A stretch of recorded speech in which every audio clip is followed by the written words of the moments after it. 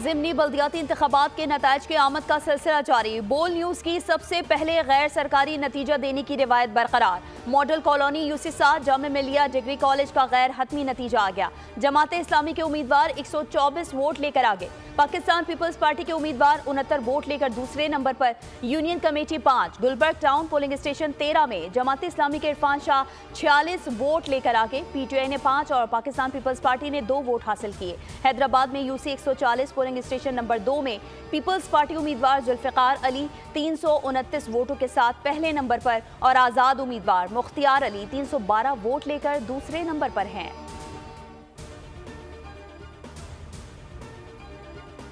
और हरनाई में दहशतगर्दों की मौजूदगी की इत्तला पर सिक्योरिटी फोर्सेस की कार्रवाई। सिक्योरिटी फोर्सेस और दहशतगर्दों के दरमियान झड़प। 3 दहशतगर्द जहानु बासिल। ऑपरेशन के दौरान सिक्योरिटी फोर्सेस की गाड़ी देसी साख्ता बम की जद में आई।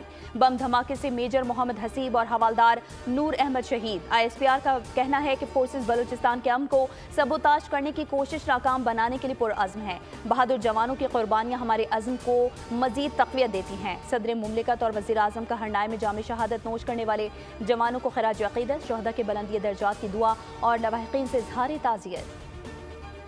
पंजाब में शदीद धुंध और स्मॉग का राज बरकरार। मोटरवे M2 इस्लामाबाद से लाहौर तक धुंध की शिद्दत में कमी के बायस हर किस्म की ट्रैफिक के लिए खोल दी गई।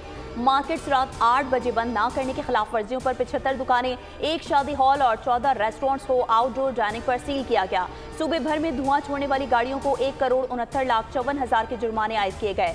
8,477 से ज्यादा गाड़ियों के चालान हुए।